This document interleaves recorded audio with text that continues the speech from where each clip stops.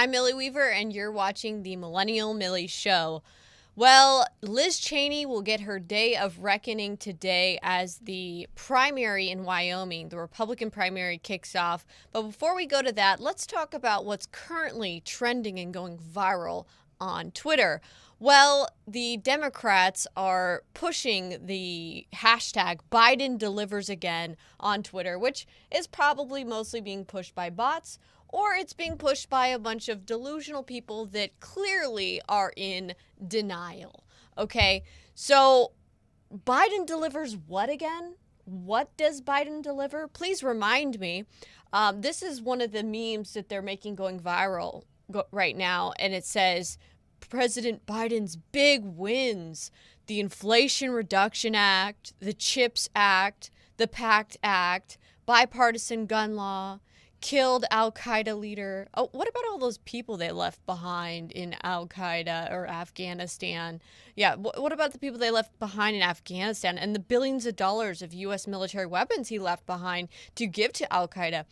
Gas prices plummeting, huge jobs. It's just a bunch of baloney. None of this has any basis in reality, because when you actually look at the facts, it's the exact opposite. You know, I found this quote on the internet, and I think it is very fitting for the current situation.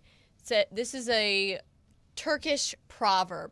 It says, "The forest was shrieking, but the trees kept voting for the axe. For the axe was clever and convinced the trees that because his handle was made of wood, he was one of them." So this really illustrates the insanity and the foolishness of some of these Democrats, that they just keep voting for the axe. And then they wonder why over and over again they are having high gas prices, why the cost of living keeps increasing, why they keep having to raise the minimum wage rate, right? Where they say, oh, it has to be $15. It can't be $8 minimum wage. And now I wonder how much $15 would even get you with today's inflation. But oh, don't worry, with these high inflation rates, Joe Biden, he's the one who's coming to the rescue, right? He caused the problem with his poor policies. The Democrats caused these problems with a record high inflation rate at 9.1%. Okay? But no, here they go. They've got the solution. So the Democrats are somehow going to combat inflation by printing more money. Really? By spending more U.S. money, that's going to fix inflation? Oh, see, their plan is to tax us all. That's their plan. Okay, so we're just going to keep printing money, spending all of the U.S. tax money, and then we're just going to hire 87,000 new IRS agents, and we're going to sick them on the American taxpayers to squeeze them. Squeeze them, okay? This is ridiculous. So $700 billion they're saying it's going to raise, but they're going to spend over $40 billion. So look, they said it's going to raise $70 billion by essentially taxing you to death, right? But then they're going to spend that $40 billion of your money that they're going to squeeze you for. So it's really you paying for all these things. You're going to be paying for their climate baloney policies that they snuck in through this inflation bill, okay? That we're all going to be paying for that. So, wow, Biden delivers again. He sure does deliver, doesn't he? He delivers hell on earth in America. That's what he delivers, okay? Please get us off of this crazy nightmare roller coaster train. All right, so what else does Biden deliver on? Okay, so we saw how high the gas prices were getting. Like unbelievably high at the gas pumps, $5 average. At some areas, like California and other areas, you would be seeing $7, $8 at the gas pump.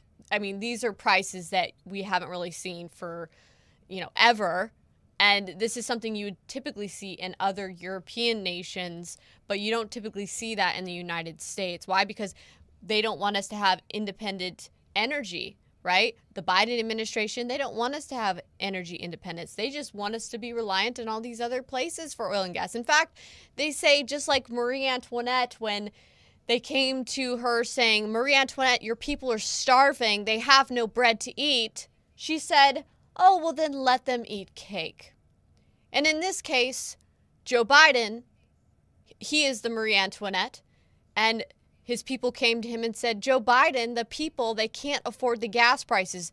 The gas prices are too high. They have no money for the gas. And he says, well, then let them buy an electric vehicle. It's the same thing. History repeats itself in very peculiar ways, okay? And that is exactly what we're seeing. And so it almost seemed like they artificially deflated the price of gas just for the past couple weeks, most likely for these midterms. And now experts are saying that the gas prices, after falling for a couple weeks, slightly, okay, they are going to reverse and go back up again. That is what they're saying. So seems like they just created a temporary little fix so that during the polls or during the voting elections that just recently happened, that they would fare better during those. And we're going to see that all reverse. So how's Joe Biden doing? How's he delivering on the southern border? Well, record high numbers of migrants have been arrested at the southern border, with 2 million annual total in sight. So we've seen record numbers of illegal immigrants crossing into the United States through our southern border because of Joe Biden's lax policies. It's getting really bad down there. And really, Biden's not really doing anything to address it, okay? And they want these people to come here. They want to give them their driver's licenses and try to register them all to vote so that they can make sure that they vote Democrat. And then they'll say, oh, we're the ones voting to give you free health care, right? Think about that. Gavin Newsom in California, why would he say, let's give illegal immigrants free health care? Why would he say that? Who is he trying to get the votes of? Okay? Think about that one right there. Is he trying to get the votes of legal Americans, tax-paying Americans, the people who are going to foot the bill? I don't think so. I think he's actually more concerned about the illegal immigrants. And when you have millions of them crossing into the country, it becomes a problem when they're allowed to just be in the country illegally, okay? No one ever said we can't have legal immigration, but certainly this is not it. This is not legal. This is a disaster waiting to happen, okay? Absolutely a disaster. So let's go to Wyoming and Liz Cheney, okay? Liz Cheney, the one who headed up the January 6th committee with these televised clown show hearings in their witch hunt against President Trump, where they essentially tried to throw the book at him in any which way possible with their one-sided political show theater that they put on. I mean, they had subpoenaed multiple people. They subpoenaed them and they forced them to undergo these interrogations, only to then play edited clips of them on national TV during their hearing. And they didn't allow Trump or any opposing party to offer a defense. It was just, here's our politically biased perspective. And they thought that that was going to sway the American voter so that they would not vote for Trump-backed, Trump-endorsed candidates.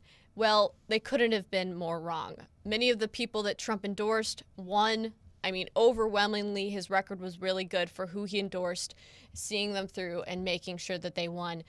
They did not expect that. Definitely, they thought that this was going to hold more bearing with the American people. But the American people are smart. They're not stupid, and they saw through it.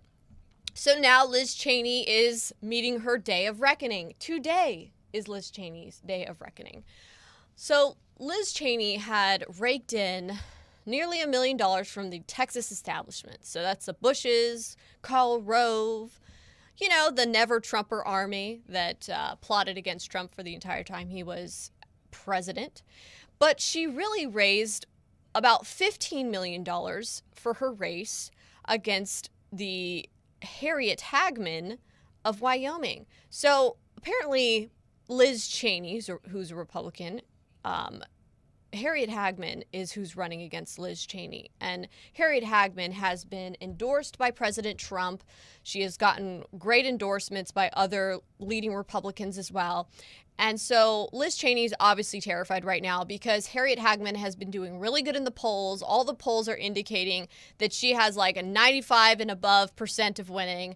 And Liz Cheney has a very low % of chance of winning in Wyoming right now. So she's desperate. And even though she has a bigger budget, she got all this money from the Rino establishment, it's not cutting it. The people of Wyoming are seeing through it. They want someone who is going to back their morals, their values. So what is Liz Cheney doing then? How is she going to win? What's her strategy? Oh, it's to get Democrats to vote for her. Yes, you heard that correct. Her strategy is she's begging Democrats to give her that boost in the Republican primary. I kid you not. Look, check this headline out. Liz Cheney calls on Democrat voters to switch parties and give her boost in the GOP primary. So, yes, there are actually Democrats who are doing this, and CNN is promoting this to their audience. So let's go ahead and check out this video clip here.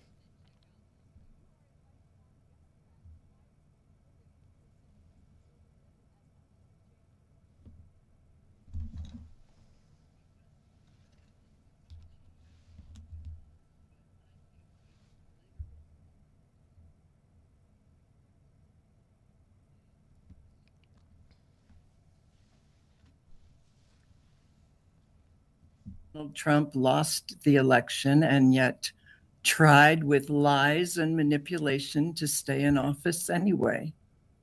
Pat, isn't it so interesting? I mean, just the way, you represent the Democrat here, and, we just talked to Myrna about this, that you're willing to, both of you are willing to overlook her position on the issues. You don't think that her position on the issues is as important. Is that true? That is true. I think you can always write a letter, talk to your representative's office, and argue policy. But when it comes to having a free and fair election, that is essential, and that has to be upheld. I don't want Wyoming's lone representative to be someone who is beholden to an individual who demands absolute loyalty no matter what tricks he's up to. So there you have it. Clearly, they are making their tactics public, and they're making them well known. Their tactic is to get Democrats to go out and vote in the Republican primary in Wyoming to help the Rhino candidate, Liz Cheney. Remember, Rhino, Republican in name only. I mean, how much of a tell is this that she's begging Democrat voters for their votes because she knows that she betrayed and backstabbed her own constituents, her own political party. She backstabbed them all. She was dishonest. So now you have Republicans out in Wyoming posting on social media how they are voting for Harriet Hagman. It's the new trend. So people are making that public. They're letting people know, hey, I'm voting for Harriet Hagman, and I'm proud of it. So there you have it, guys. This is what happens when you betray your own people and when you unmask yourself as a rhino, totalitarian tyrant that cares nothing about the rule of law.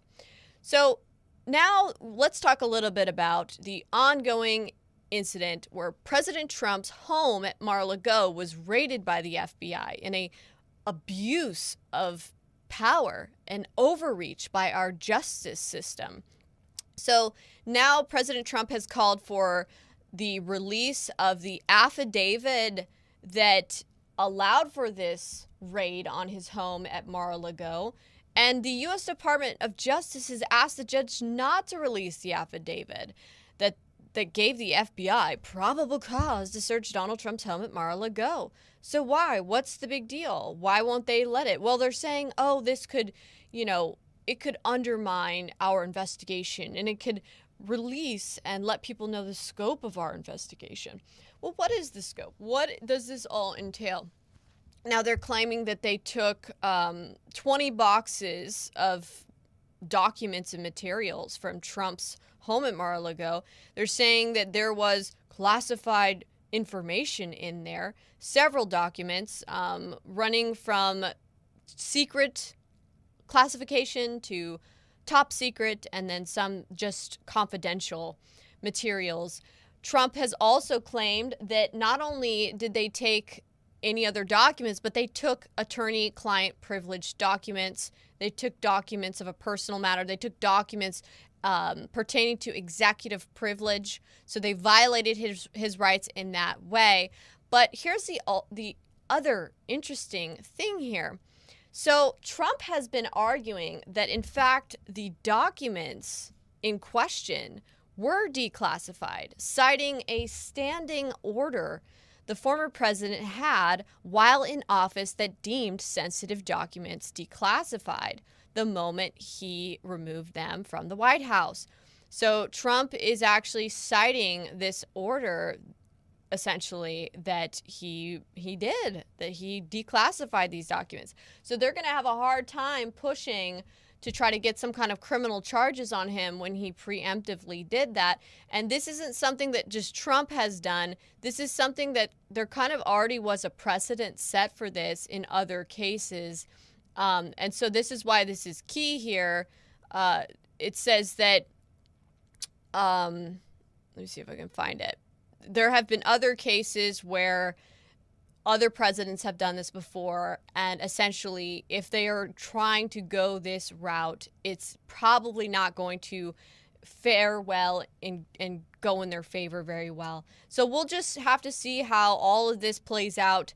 Meanwhile, Trump, in an interview, has warned that terrible things are going to happen if the country's temperature isn't cooled down, meaning he's cautioning them and warning them about continuing to violate his rights, continuing to go after him in a witch hunt political fashion and abuse his rights. Because what is the precedent that's being set? What is the message that is being sent to the American people, and especially to Trump supporters? It's that the establishment, the Democrats, will go to any means to persecute their political enemies. So when we see President Trump's home being raided at the bat of an eyelash, when we see how they go after him with the witch hunt, meanwhile, they can have crackhead sons like Hunter Biden running around with prostitutes, engaging in a whole plethora of illegal activities. Hillary Clinton can have her own private email server, right? So when they go out there and they can just violate any and every law, and we never see the book thrown at them. Don't even get me started on Benghazi and the horrible thing that happened there, right? No one ever seems to get held accountable for what they do on the establishment side of things. But see, when you're not establishment, and you're someone like President Trump, and you're someone like me, and someone like all of you, we seem to get the letter of the law thrown at us, to where they'll look under a magnifying glass to find, oh, this person coughed here, this person hiccuped there, and then they'll just try to destroy your life and throw you in jail. And so the message that is being sent loud and clear to the American people when they see their president being persecuted by the same FBI that led a witch hunt against him throughout his entire presidency, which turned out the whole thing was based on bogus, right? So, and mind you, he has a RICO case going on in Florida about that. And the same judge, now that signed off on this warrant, had to recuse himself from that other case, from sitting and residing on that other case, because there's a conflict. So isn't there a conflict here? Okay. So clearly, there's the appearance of impropriety on a large, large scale in this country. And unequal protection under the law seems to be the loud message that Americans are seeing. So this is a message that's being sent to the American people. I've had people talk to me and say, Millie, I'm worried. Are the FBI just going to come barging into my house at any day? You know, people that shouldn't have to worry about anything, but like, This is the level of distrust that is being formed between the American people and the Department of Justice and the FBI and the current administration when they see this happening. So President Trump, rightfully so, is warning them against doing this because at the end of the day, he doesn't have say over what the people that support him do.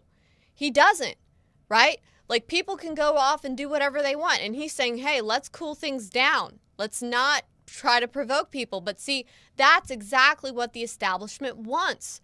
They want people getting hot-headed. They want people going out and forming big riots and engaging in civil unrest so that then they can even throw in their agitators and their FBI undercover informants, right?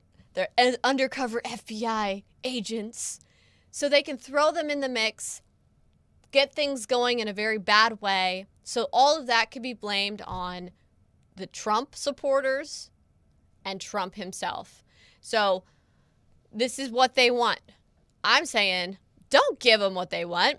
We're going to show up, but we're going to show up to vote. That's where we're going to show up. We're going to show up to participate in our own government. We're going to get more patriot MAGA people that Trump has endorsed or that Trump will endorse in the future to run for office. And we're going to get rid of all these rhinos like Liz Cheney and others.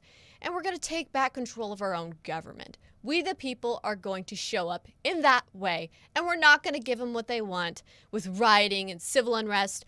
You know, they're not going to be able to fool us again with that baloney.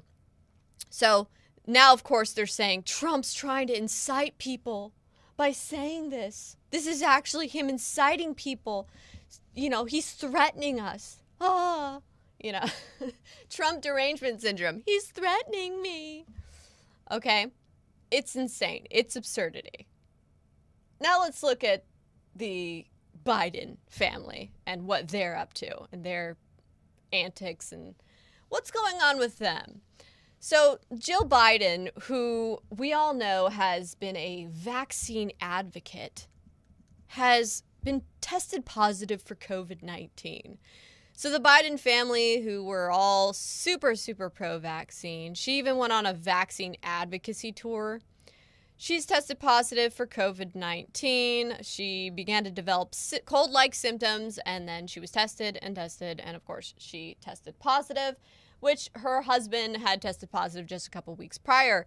Do you remember this video footage of Joe Biden when he went and got vaccinated live on TV in front of everyone? Yeah. So it just really goes to show how well these vaccines actually protect you against COVID-19. When, you know, they got vaccinated, and this is an article from back in like 2020, right? And we're seeing like years later, after all of their vaccines, all of their booster shots, they still are testing positive for COVID-19. So, you know, we really just violated the rights of a bunch of American people for no reason. We forced people to not have a say over their body, to be forced to choose between their careers, their livelihoods, and a vaccine that really had a ton of side effects and didn't really protect anyone from COVID-19. So there's that. There is that. Now, let's go to this story here in Minneapolis, where Minneapolis is planning, they've been having to do a lot of layoffs, let's just say, in the education department, in the education system. So teachers are being laid off because of enrollment and funding reductions in basically the crime-ravaged Minneapolis school districts area. And so because of that, I'm sure people are fleeing the area, which always happens. It's like people vote for the Democrats bring in their horrible Democrat Party policies, and then once the policies take effect, it becomes a crisis situation, and the jobs start leaving, the businesses leave, the crime becomes rampant, families move out because it's not safe anymore. And then, of course, the teachers start to lose their jobs because there's no children around because the parents left because they didn't have work or whatever. And so they don't have kids to teach. So instead of just, as they normally would, laying off and firing teachers based on how long they've been at the school, meaning typically the school districts will tend to favor teachers who have been with them for a longer period of time and keep them on. And the teachers who have come, basically the newcomer teachers, are the first ones to go, right? That's typically been the policy. But now they're changing that. Now they're saying we have to fire the white teachers first. Yes, you heard that correct. The white teachers have got to go. This is insane that we're firing teachers based on their race.